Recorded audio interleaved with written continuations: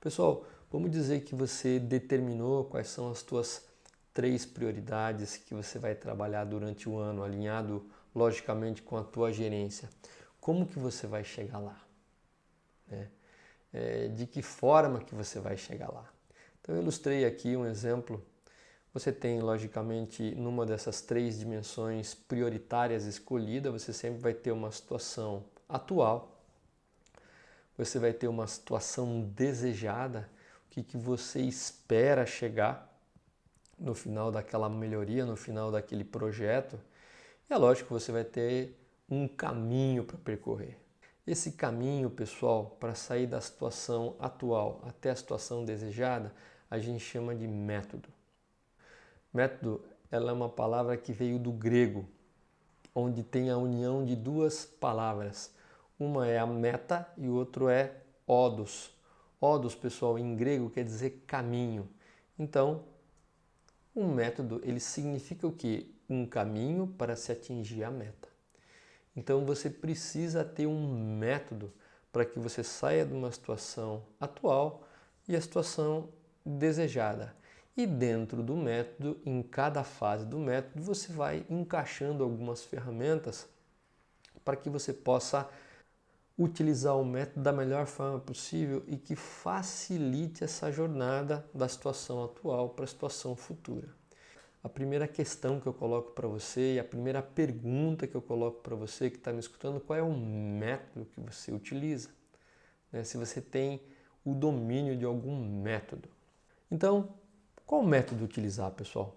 Qual é o método que você costuma trabalhar? Eu listei aqui basicamente 4 exemplos que são mais comuns e eu tenho percebido na minha caminhada pelas empresas. A gente tem o PDCA, que é um dos mais simples e mais utilizados. A gente tem o DMAIC, que muitas vezes é utilizado para projetos um pouquinho mais complexos, para atingir alguma dimensão da qualidade total um pouquinho mais complexa, que dá um pouquinho mais de trabalho, muito utilizado aí pelos belts. Você tem o A3 Report, que é muito utilizado pela Toyota praticamente para demonstrar um evento Kaizen. Você tem um 8D, um relatório de 8 disciplinas, que é um relatório muito utilizado pelas empresas automotivas. É obrigatório e exigido por alguns clientes quando você tem principalmente problemas de qualidade ou problemas logísticos de entrega. Você é obrigado a responder um relatório de 8 disciplinas. Mas todos eles são métodos, pessoal, e todos eles são oriundos do velho e bom PDCA, que foi feito lá atrás, desenvolvido por um guru chamado Shewhart e mais tarde aprimorado e utilizado muito no pós-guerra pelo Edward Deming, que é um dos grandes gurus da qualidade, onde não só utilizou o PDCA como o PDSA.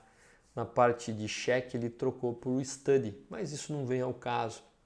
Quero que você tenha uma noção de quais são os métodos que geralmente são utilizados para você sair de uma situação atual e para uma situação futura. E mais do que isso, qual é o método que você tem praticado aí na sua empresa para poder sair de uma situação e ir para outra muito melhor no futuro. Pessoal, aqui está um exemplo do PDCA, que a grande maioria conhece. E eu vou parafrasear um pouquinho o Vicente Falcone, que ele fala o seguinte, e com todo respeito a você que está me escutando, talvez você possa ter olhado essa figura, possa até conhecer essa figura, mas você usa essa figura? Essa é a pergunta que eu deixo para você. Você não só conhece essa fotografia, mas você pratica na essência o PDCA.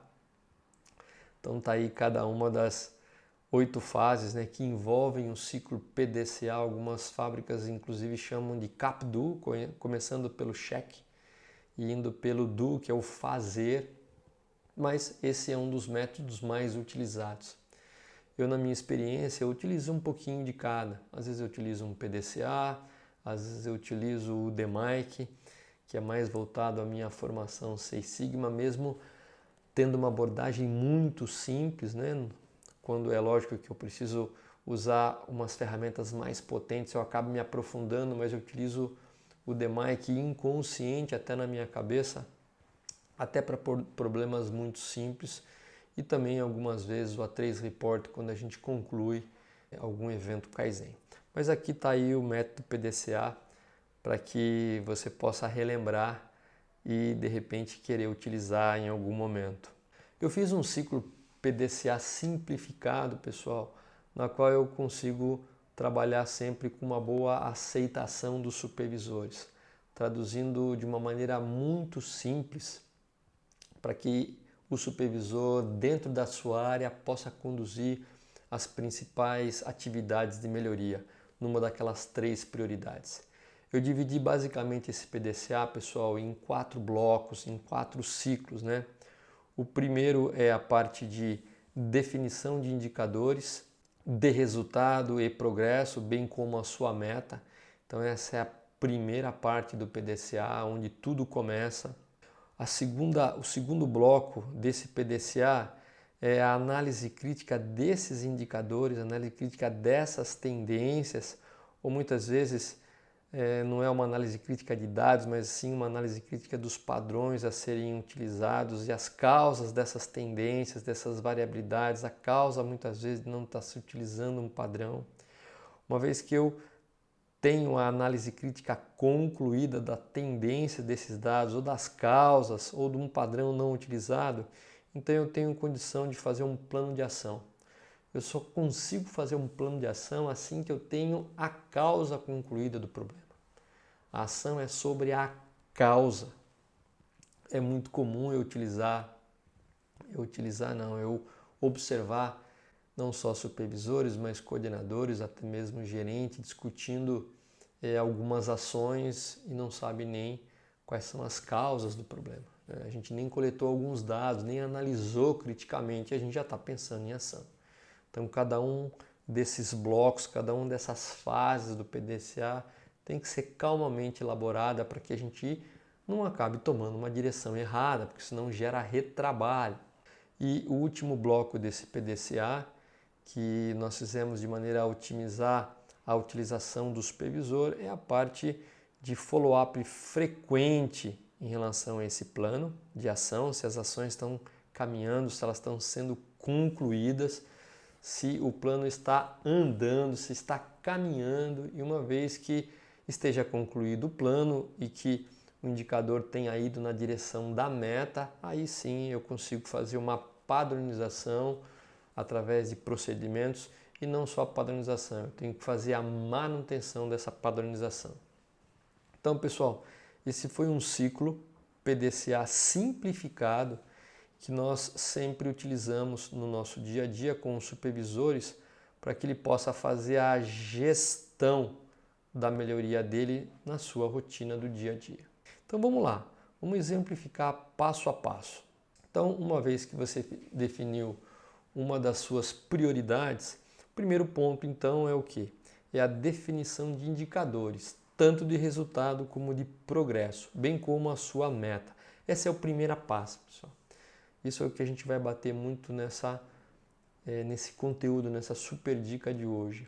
Primeiro passo, então, a definição da direção da bússola, que é o quê? Que é a parte de indicadores. Indicador, o Deming já falava, pessoal, a importância dos indicadores. Esse é o Edward Deming, né? Que é um dos grandes gurus da qualidade. E o Deming sempre falava o seguinte: o que não pode ser medido não pode ser gerenciado. Sem você medir alguma coisa, você não consegue gerenciar. Por isso que ele entra no primeiro bloco do nosso PDCA. Só para você ter uma analogia bem rápida, imagine um atleta de alta performance. Se o técnico dele não está tomando o tempo dele a todo momento, definindo metas para poder fazer uma análise de treinamento, ele ter a sua evolução, ele não vai sair do lugar. O que não pode ser medido não pode ser gerenciado. Então isso é básico no princípio da gestão.